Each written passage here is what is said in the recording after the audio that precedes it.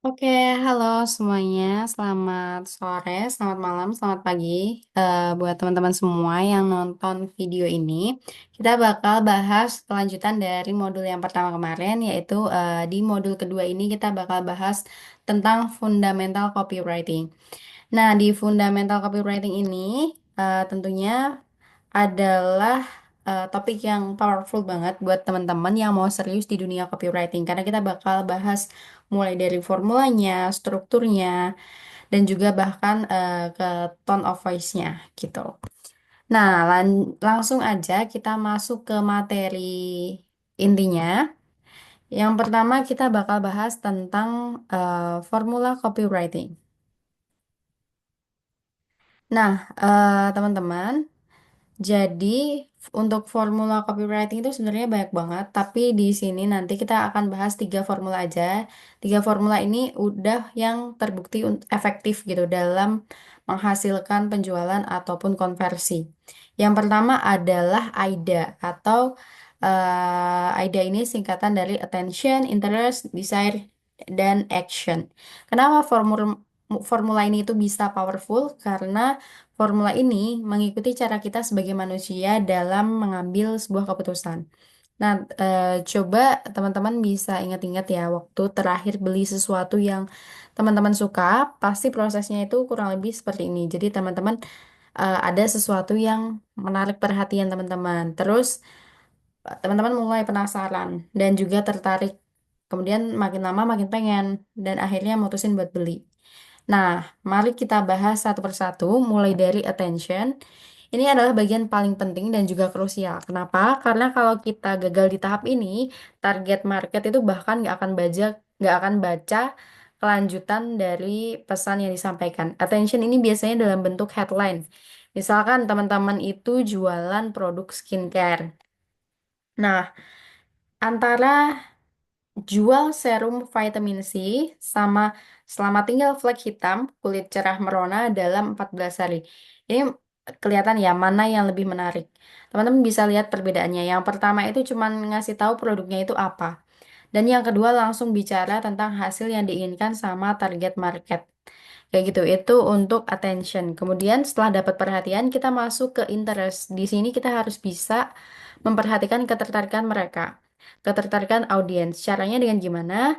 Dengan memberikan informasi yang bikin mereka itu makin penasaran. Nah, kita lanjut dari contoh skincare tadi. Diformulasikan khusus untuk kulit orang Indonesia yang sering terpapar sinar matahari. Vitamin C, kami menggunakan teknologi stabilisasi yang bikin produk itu tetap efektif sampai tetes terakhir. Nah, jadi itu contoh untuk memunculkan perhatian atau memunculkan ketertarikan dari audiens. Jadi mereka akan lebih tertarik karena vitamin C ini tuh emang diformulasikan khusus loh untuk kulit orang Indonesia dan juga bisa tetap efektif sampai tetes terakhir. Nah, itu kan jadi yang membuat mereka itu semakin tertarik karena kebutuhan mereka itu terjawab sama brand yang kita tawarkan. Nah, sekarang masuk ke desain. Tahap ini tuh kita harus bisa mengubah tertarik jadi pengen banget.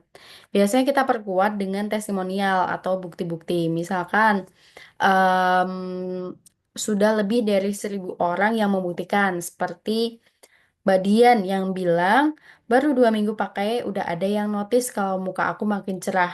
Flek hitam, bekas jerawat mulai memudar. Nah, jadi ada testimoni atau bukti yang bikin audiens itu makin yakin, makin wah ini bener-bener akan efektif nih hasilnya. Kayak gitu. Itu untuk di-share. Dan yang terakhir itu adalah action. Ini saat kita untuk mendorong audiens itu mengambil tindakan. Tapi ingat, jangan cuma tulis beli sekarang. Tapi kasih alasan kenapa harus beli sekarang. Misalkan nih, pesan sekarang dan dapatkan free skincare guide worth 150.000 dan konsultasi online dengan skin expert. Promo hanya sampai akhir minggu ini. Nah, misalkan kayak gitu. Jadi ada tambah-tambah value gitu ya, biar mereka itu segera beli karena ada promo yang terbatas, ada urgensinya. Itu untuk AIDA. Kemudian kita lanjut untuk ke formula PAS atau di sini itu ada problem, agitation, dan juga solution. Formula ini efektif banget karena bekerjanya itu berdasarkan psikologi dasar manusia. Kita semua itu lebih termotivasi buat menghindari masalah dibandingkan dengan mendapatkan keuntungan. Nah, di bagian problem, ini kita itu harus bisa mengidentifikasi masalah dari target market kita dengan sangat spesifik. Jadi jangan terlalu umum. Misalkan untuk jasa konsultan bisnis nih, dibandingkan mengatakan bisnis Anda sedang susah itu dalam iklan, lebih baik bilang kalau misalkan omset bisnis online Anda stuck di 10 juta sebulan padahal sudah ikut 5 kelas marketing gitu. Kan biasanya kalau misalkan bisnisnya itu stuck, mereka itu emang sudah ada usaha gitu. Jadi eh, yang tadi aku sebutin yang poin nomor 2 itu lebih relevan karena itu memang yang benar-benar mereka lakukan. Terus kita masuk di agitation. Ini yang bikin formula PAS itu powerful. Karena kita nggak cuma nyebutin masalah, tapi kita gali lebih dalam konsekuensinya. Kita bikin mereka itu benar-benar ngerasain dampak dari masalah tersebut. Jadi karena tadi udah ada problemnya, kita kasih tahu kalau problemnya ini nggak segera diselesaikan, mereka itu akan mendapatkan masalah sebesar ini. Misalkan tadi kan ngomongin bisnis online yang lagi stuck ya. Nah, di bagian agitation ini nanti teman-teman bisa kasih contoh tiap hari lihat kompetitor dapat orderan terus sementara toko online kita sepi. Sudah habis puluhan juta untuk iklan tapi conversion rate tetap rendah. Bahkan karyawan mulai pada resign karena bisnis nggak stabil. Nah, itu kan apa ya? Itu adalah dampak ketika bisnis itu stuck dan dibiarkan, mereka akan merasakan masalah tersebut. Jadi kita kasih masalah yang mungkin mereka akan dapatkan ketika mereka itu membiarkan masalah tersebut nggak diselesaikan kayak gitu. Nah, terus kita baru masuk di solution. Jadi setelah target marketnya itu ngerasain benar-benar masalahnya, kita hadirkan solusi. Timing di sini penting banget. Jadi kita harus perhatiin timingnya kalau untuk yang solution. Misalkan perkenalkan sistem XYZ framework yang udah terbukti membantu 100 bisnis online meningkatkan omset 3 kali lipat dalam 30 hari tanpa perlu tambah karyawan atau budget iklan. Nah, itu kan solusi yang memang diperlukan sama teman-teman yang lagi ngalamin bisnis stucknya tadi. Itu untuk formula yang PAS atau PAS. Nah, ada lagi satu formula namanya formula FAB. Ini masuknya fitur, dan juga benefit. Formula ini tuh berguna banget ketika kita perlu jelasin produk atau jasa kita dengan cara yang lebih menarik. Nah, fitur ini adalah karakteristik atau fitur dari produk-produk atau jasa kita. Nah, ini tuh fakta-fakta objektif. Jadi ingat kalau kebanyakan orang itu nggak terlalu peduli spesifikasi teknisnya. Kalau mereka belum tahu manfaatnya. Misal kalau spesifikasi teknis itu misal untuk brand laptop. Nah, laptop ini punya RAM 16 GB dan prosesornya udah Intel eh, i7 generasi ke-12. Nah, buat yang bukan tech savvy atau mereka itu nggak tahu tentang laptop, angka-angka itu bakal nggak ada artinya karena mereka nggak ngerti maksudnya itu seperti apa. Nah, makanya kita perlu advantage. Nah, di sini itu perlu jelasin kenapa fitur kita itu lebih unggul dibandingkan dengan yang lain. Kita terjemahin fitur teknis jadi sesuatu yang lebih bisa untuk dimengerti. Misalkan tadi kan dijelasin ada RAM-nya berapa dan lain sebagainya. Kita jelasin aja. Dengan RAM 16 GB dan juga prosesor terbaru, laptop ini 2 kali lebih cepat dari laptop biasa. Bisa buka 20 tab Chrome sambil edit video tanpa nge-lag. Nah, kalau kayak gitu kan lebih mudah untuk dipahami sama yang emang nggak ngerti laptop kayak gitu, yang memang baru mau beli laptop. Terus kita juga nanti masuk di benefit. yang paling penting ini, karena kita terjemahkan semuanya jadi manfaat yang bisa langsung dirasain sama target market kita. Misalnya, akhirnya kamu bisa edit video klien sambil research di Chrome tanpa takut laptop nge-freeze. Deadline kejar-kejaran bukan masalah lagi. Project selesai lebih cepat, klien happy, income naik. Nah, misalnya kayak gitu ya. Jadi, em, benefit atau kita sampaikan keuntungan kalau misal mereka itu eh, membeli laptop yang dengan RAM 16 GB itu, apa benefit yang bakal mereka dapetin. Nah, itu kita masuk di bagian benefitnya kayak gitu. Terus setelah paham formula-formula tadi, kita perlu tahu gimana sih cara nyusun satu tulisan yang emang enak untuk dibaca. Ada 4 bagian paling penting. Yang pertama itu ada di headline yang powerful.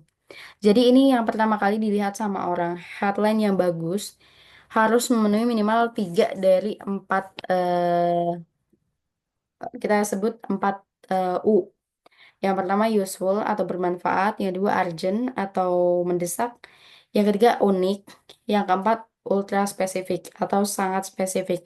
Nah, headline yang bagus itu memenuhi paling nggak 3 dari 4 itu. Jadi, kenapa headline ini penting banget? Karena ini yang menentukan apakah target market itu bakal baca kelanjutan pesannya atau tidak, atau justru bakal di skip gitu.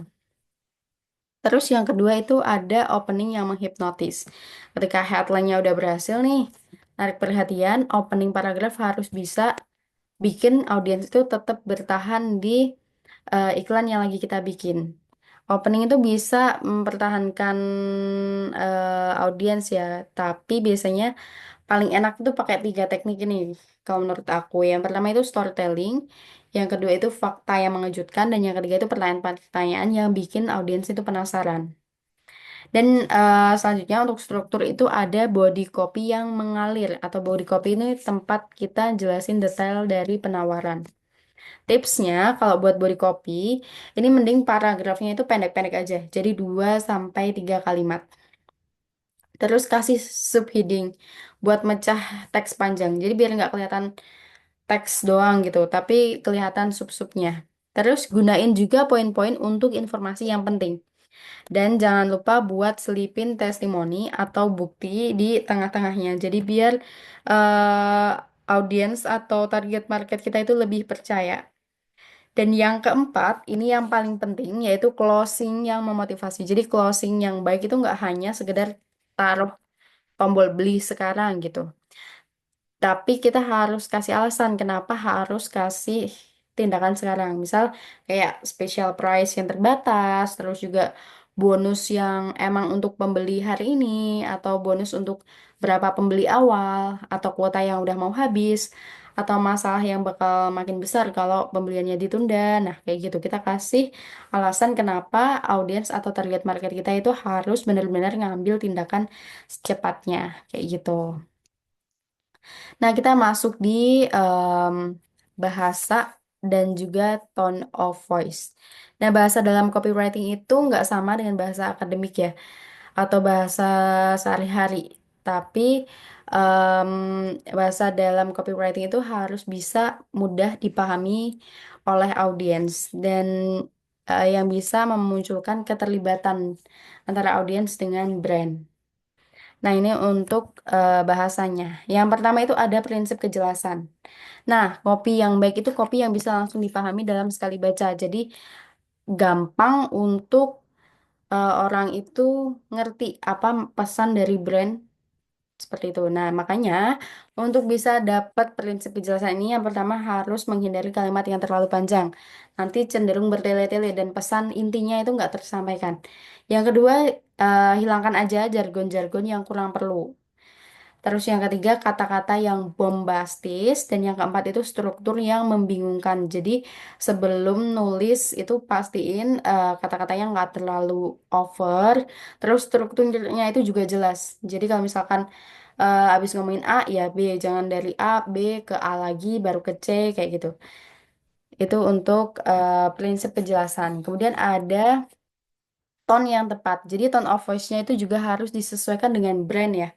Yang pertama brand personality. Kalau misalkan brandnya itu untuk ibu dan anak, nah otomatis tone of voice-nya bakal kita fokus ke arah audiens ibu-ibu kayak gitu. Terus kita juga fokus ke target market. Nah, itu tadi misal target marketnya adalah ibu-ibu. Berarti eh kata sapaan, terus juga kalimat-kalimat yang kita gunakan itu harus yang mudah dipahami oleh ibu-ibu. Terus juga konteks pesannya. Konteks pesannya ini juga harus diperhatikan dan juga platform yang digunakan. Kalau misalkan jualan jualan apa ya? Misalkan jualan obat-obatan kucing. Nah, itu di LinkedIn. Nah, itu kan nggak sesuai gitu sama platformnya. Nah, itu akan tidak sesuai juga hasil yang didapatkan. Jadi kita harus menyesuaikan dengan platform yang digunakan agar hasilnya itu bisa maksimal. Kayak gitu. Nah, terus ini kita mulai lagi untuk headline yang menarik. Nah, headline itu tadi sempat kita bahas ya, headline itu sangat penting karena untuk menjaga biar audiens itu mau membaca pesan-pesan selanjutnya. Nah, di sini ada beberapa headline yang menarik. Yang pertama itu yang berbasis benefit. Jadi, tipe headline ini tuh langsung ngasih tahu manfaat apa yang bakal didapat sama audiens. Bikin audiens itu percaya kalau produk yang kita tawarkan ini akan bisa memberikan manfaat yang mereka harapkan. Terus yang kedua ada headline problem solving. Nah, headline ini langsung ke poin-poin pain point target. Jadi headline itu lebih efektif buat orang yang cenderung termotivasi untuk menghindari masalah dibanding mendapatkan keuntungan. Kayak yang tadi struktur yang pas. Terus juga headline how to ini yang menjanjikan panduan atau solusi praktis. Jadi pastikan menambahkan elemen yang membuatnya itu lebih menarik daripada sekedar how to biasa. Jadi kalau headline how to ini kayak gimana untuk gimana cara untuk menjadi freelance freelancer gaji 2 digit misalnya kayak gitu. Nah, ini eh, tambahin elemen yang lebih menarik tadi daripada how to biasa. Jadi bukan hanya gimana cara jadi freelancer aja, tapi gimana cara jadi freelancer dengan pendapatan sekian dan jam kerja sekian, misal kayak gitu. Terus untuk headline pertanyaan, nah ini bentuknya pertanyaan yang bisa sangat efektif karena menciptakan dialog internal dalam pikiran pembaca. Misalkan tadi kayak yang contoh tadi sempat kita sebut juga kayak bisnis kamu sedang stuck. Nah, itu kan tadi contoh headline-nya yang kurang oke ya. Nah, tapi kita bisa pakai headline pertanyaan yang lebih oke lagi yang tadi yang omset bisnis online Anda stuck di 10 juta per bulan padahal sudah ikut 5 kelas marketing. Nah, headline-headline seperti itu yang langsung ke pain point dari target audiens akan lebih ngena dan lebih memancing target audiens untuk mengetahui atau mempelajari lebih lanjut. Next, ini aku bakal sharing teks buat nulis headline yang powerful. Yang pertama itu kita harus menggunakan angka dan data. Jadi, buat membuat headline yang lebih apa ya, spesifik dan juga kredibel, otak kita itu secara natural bakal lebih percaya sama angka karena yang selama ini kita tahu ya mungkin angka itu memberikan presisi. Nah, contohnya headline yang pakai angka itu misal 7 kesalahan fatal yang bikin bisnis online gagal di tahun pertama. Nah, kayak gitu. Dan fun fact-nya ya ini rata-rata untuk headline yang pakai angka itu angka yang digunakan adalah angka ganjil. Itu jauh lebih menarik dibandingkan yang menggunakan angka genap. Itu selama ini berdasarkan prakteknya seperti itu. Kemudian yang kedua bisa digunakan power word. Nah, ini kata-kata yang punya dampak emosional atau memicu respon emosional dari audiens. Misalkan rahasia, terbongkar, terbukti, dijamin, ternyata. Nah, ini misal kayak rahasia konten viral hanya dengan 3 cara, misal kayak gitu. Jadi power words yang bikin audiens itu makin kepo gitu, makin pengen tahu apa isi dari topik atau apa isi dari pesan yang ingin disampaikan. Kemudian yang ketiga, bangkitkan curiosity. Jadi bikin audiens itu lebih penasaran dan pengen tahu lebih banyak. Jadi tapi Ingat teman-teman, jangan kasih clickbait yang murahan. Jadi clickbaitnya juga harus kita perhatikan. Jangan clickbait yang PHP gitu ya. Misalkan nih, metode sederhana yang bikin kopi instan rasanya sekelas kafe, nah kayak gitu. Jadi yang memang itu tuh nyata, tapi clickbaitnya nggak PHP. Jadi pesan yang diharapkan oleh audiens itu benar-benar akan mereka dapatkan. Terus yang terakhir adalah fokus kepada end result atau fokus kepada hasil akhir. Yang orang mau tahu itu sebenarnya hasil akhirnya, bukan prosesnya. Jadi dibandingkan teman-teman nulis tips diet sehat, lebih baik teman-teman nulis turun 5 kilo dalam 30 hari tanpa lapar. Misal kayak gitu. Jadi langsung hasilnya. Itu cenderung orang pengen tahu lebih lanjut daripada teman-teman bilang tips diet sehat yang orang belum tahu hasilnya itu akan berhasil atau enggak gitu. Dan yang selanjutnya itu ada di formula headline yang tadi sempat udah aku bahas ya. Untuk formula headline itu sebaiknya harus memenuhi 3 dari 4 kriteria ini. Useful, urgent, unik, dan ultra spesifik. Nanti teman-teman yang masih lupa boleh di back aja. Tadi sempat aku jelasin terkait dengan formula for you ini. Terus juga ada the bridge model. Nah, ini formatnya adalah situasi sekarang, jembatan, dan situasi yang diinginkan. Jadi, ini ada contohnya dari copywriter struggling jadi expert yang dibayar mahal. Nah, jadi situasi sekarang itu copywriter yang lagi struggling, jembatannya adalah ini tadi framework complete itu yang mengubah game kalian. Terus situasi yang diinginkan adalah expert yang dibayar mahal. Itu adalah the bridge model. Atau intinya adalah formatnya itu situasi sekarang, jembatan, dan situasi yang diharapkan. Gitu ya teman-teman. Terus selanjutnya di sini. Oh, udah selesai. Nah, ini adalah slide terakhir untuk fundamental copywriting ya, teman-teman. Jadi, nanti kita bakal bahas lagi lebih detail, mulai dari A/B testing, kita bakal bahas lagi lebih detail tentang gimana cara bikin copywritingnya langsung, gitu. Kita bakal bahas lebih dalam lagi. Jadi, buat teman-teman, jangan lupa untuk next, lihat lagi nanti di modul 3. Dan buat teman-teman yang udah ikutin sampai akhir, terima kasih banyak. Semoga ilmunya bermanfaat. Dan aku mungkin remind lagi terkait dengan topik yang sudah kita bahas tadi. Yang pertama itu kita bisa pakai formula yang paling simpel dulu. Kalau menurut aku mulai dari AIDA, karena ini formula yang paling simpel dan juga paling mudah untuk diterapkan. Terus yang kedua, teman-teman harus latihan nulis setiap hari. Baik itu di sosial media, boleh di sosial media pribadinya aja dulu boleh. Terus misal lewat WhatsApp aja juga boleh, atau mau langsung di website juga boleh. Terus juga tes dan improve secara terus-menerus. Tesnya itu dengan apa? Dengan misal teman-teman coba jualan yang affiliate, atau teman-teman coba dulu untuk jualan produk sendiri, eh, apa ya, bisnis kecilnya gitu. Bisa dicoba dulu. Terus yang terakhir, ini yang paling penting. Mulai aja dulu untuk perfectnya itu nanti. Jadi sambil belajar, mulai aja dulu untuk menulis, nanti sambil terus diperbaiki dan mau untuk menerima masukan dari orang-orang yang memang pengen kita itu lebih baik gitu. Nah, terima kasih sekali lagi buat teman-teman yang udah nonton videonya sampai akhir. Aku tutup, sampai bertemu di video selanjutnya.